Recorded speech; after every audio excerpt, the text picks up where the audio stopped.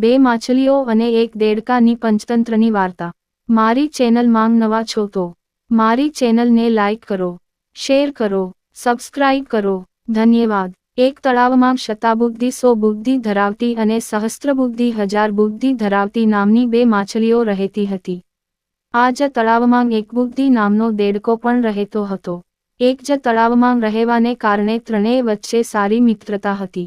શતાબુદ્ધિ અને સહસ્ત્રબુદ્ધિ બંને માછલીઓને તેમની બુદ્ધિમત્તા પર ખૂબ જ ગર્વ હતો અને તેઓ તેમની બુદ્ધિમત્તાના વખાણ કરવામાં ક્યારેય નિષ્ફળ ગયા। એક બુદ્ધિ હંમેશા તેમની વાત શાંતિથી સાંભળતા। તે જાણતો હતો કે તેની બુદ્ધિ શતાબુદ્ધિ અને સહસ્ત્રબુદ્ધિની સરખામણીમાં કમી નથી। એક સાંજે તે ત્રણેય તળાવ પાસે વાતો કરી રહ્યા હતા। પછી તેણે નજીકના તળાવમાંથી માછલી પકડીને ઘરે પરત ફરતા માછીમારોના શબ્દો સાંભળ્યા। બીજા દિવસે તેઓ તળાવમાં જાળ નાખવાની વાત કરી રહ્યા હતા જેમાં શતાબુદ્ધિ, સહસ્ત્રબુદ્ધિ અને એક બુદ્ધિ રહેતા હતા। આ વાતની જાણ થતાં જ ત્રણેય તે તળાવમાં રહેતી માછલીઓ અને પ્રાણીઓની મીટિંગ બોલાવી અને માછીમારોએ શું કહ્યું તે કહ્યું। દરેક જણ ચિંતિત થઈ ગયા અને શતાબુદ્ધિ અને સહસ્ત્રબુદ્ધિને ઉકેલ શોધવા વિનંતી કરવા લાગ્યા। સહસ્ત્રબુદ્ધિએ બધાને સમજાવીને કહ્યું, ચિંતા કરવા જેવું કંઈ નથી। દુષ્ટ વ્યક્તિની દરેક ઈચ્છા પૂરી થતી નથી। મને નથી લાગતું કે તેઓ આવશે। જો તેઓ આવશે તો પણ હું કોઈને કોઈ રીતે દરેકનો જીવ બચાવીશ। શતાબુદ્ધિએ પણ સહસ્ત્રબુદ્ધિને ટેકો આપ્યો અને કહ્યું, ડરવું એ કાયર અને અવિવેકીનું કામ છે। માછીમારોના કહેવાથી અમે વર્ષોનું અમારું ઘર છોડી શકતા નથી। મારી બુદ્ધિ આખરે ક્યારે ઉપયોગી થશે? આવતીકાલે માછીમારો આવશે તો અમે વ્યૂહાત્મક રીતે તેમનો સામનો કરીશું। તેથી ડર અને ચિંતા છોડી દો। તળાવમાં રહેતી માછલીઓ અને જીવો શતાબુદ્ધિ અને સહસ્ત્રબુદ્ધિ દ્વારા આપવામાં આવેલી ખાતરીને માનતા હતા।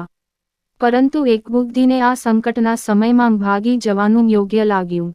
છેલ્લી વાર તેણે બધાને ચેતવ્યા અને કહ્યું, મારું એક જ મન કહે છે કે જો જીવ બચાવવો હોય તો આ જગ્યા છોડીને બીજે ક્યાંક જવાનું સારું છે। હું જાઉં છું।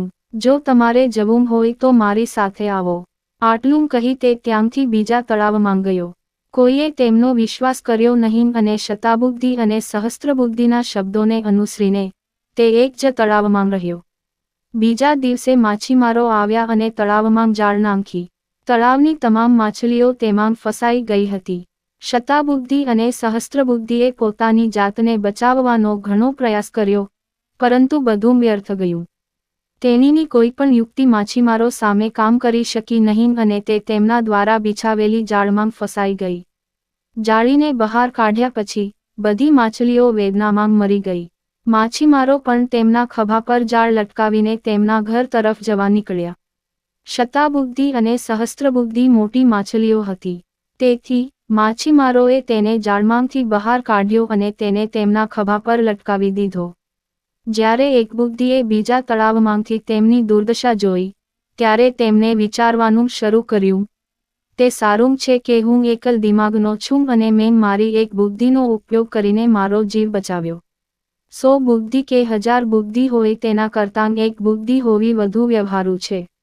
બોધ: 1. વ્યક્તિએ પોતાની બુદ્ધિ પર અભિમાન ન કરવું જોઈએ। 2. 100 અવ્યવહારુ બુદ્ધિ કરતાં એક વ્યવહારિક બુદ્ધિ સારી છે। પૂરી વાર્તા સાંભળવા માટે ધન્યવાદ।